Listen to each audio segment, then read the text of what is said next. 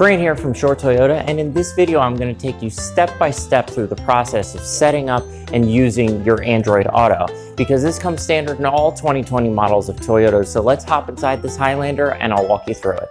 So now that we're inside the vehicle, and before we turn it on, I have to talk about some of the technical stuff first.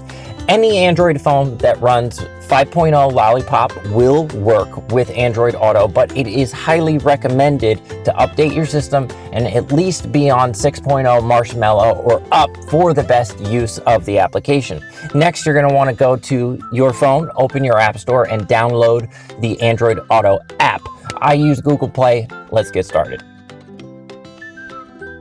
So I am going to open the Google Play Store, type in Android Auto,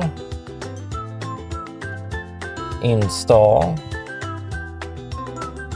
While this is installing, I do want to also mention that it is highly recommended to use a high-speed cable.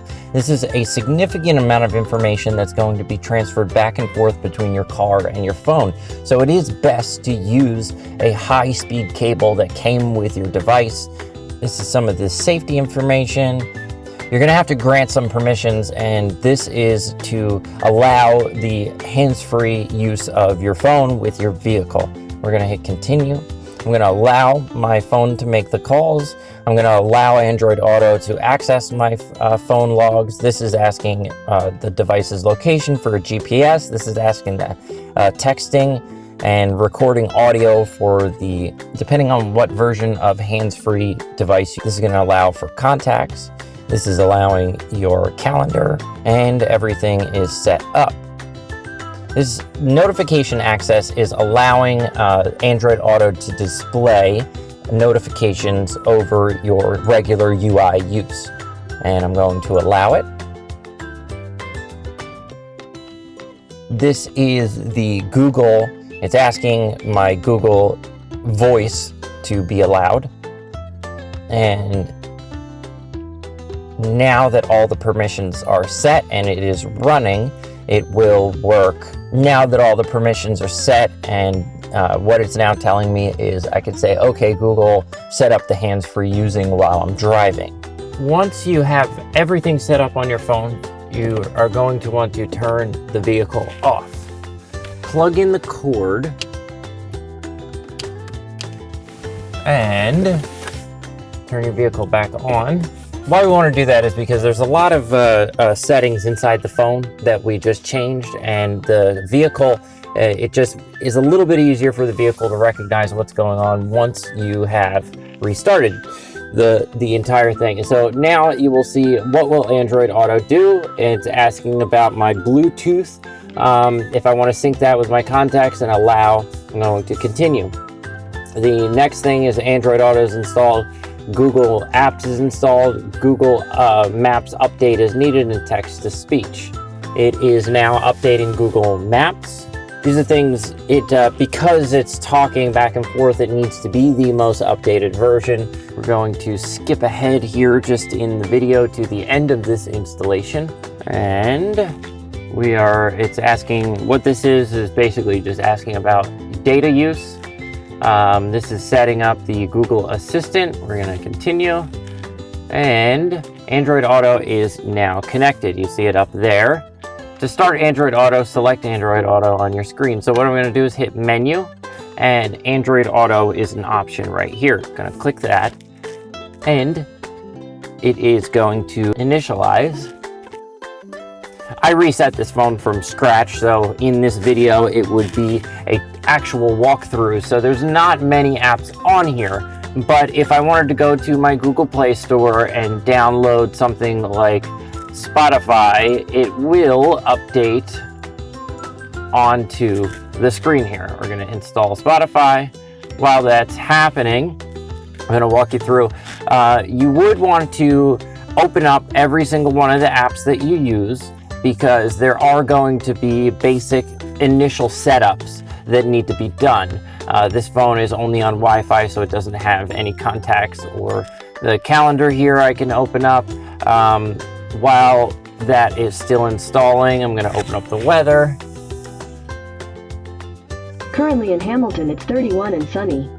Today, it'll be sunny with a forecasted high of 43 and a low of 23. Due to current wind conditions, it feels like it's 24. And now that Spotify is installed, I might have to unplug it and plug it back in to get it to recognize the new app that has been installed. This is a touchscreen as well, so I'm going to show you that. So I'm going to unplug the Android Auto, and I'm going to plug it back in. Give it just a moment to reconnect to the vehicle. Android Auto has connected, and because I installed an app, I'll open that up and it should be on the screen. It default opens to Google Maps. Now that I installed Spotify, it is on there just like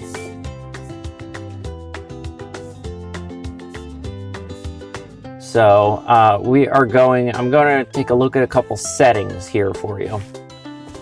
So then now the settings have opened on the phone. So customize the launcher. If I want to do that, this is how I can add or remove certain applications from the screen.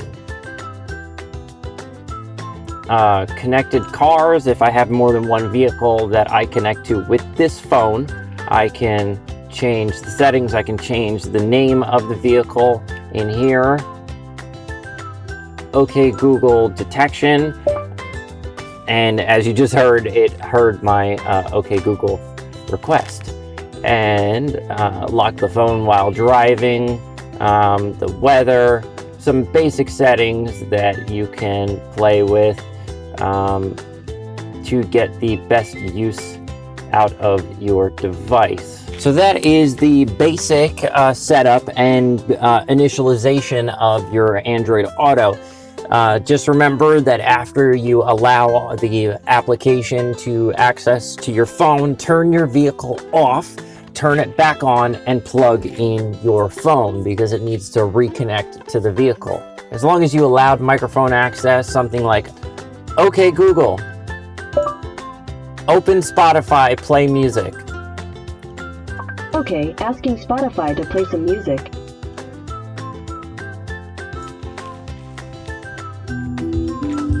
And it's just that easy. If I had contacts in this phone, I could say, OK Google, call work or something like that. And that's it. It's a pretty simple setup. If you have any technical issues during your process, turn your car, turn your phone off, turn everything back on, plug it in, slow down, and read what's on screen. Be safe out there.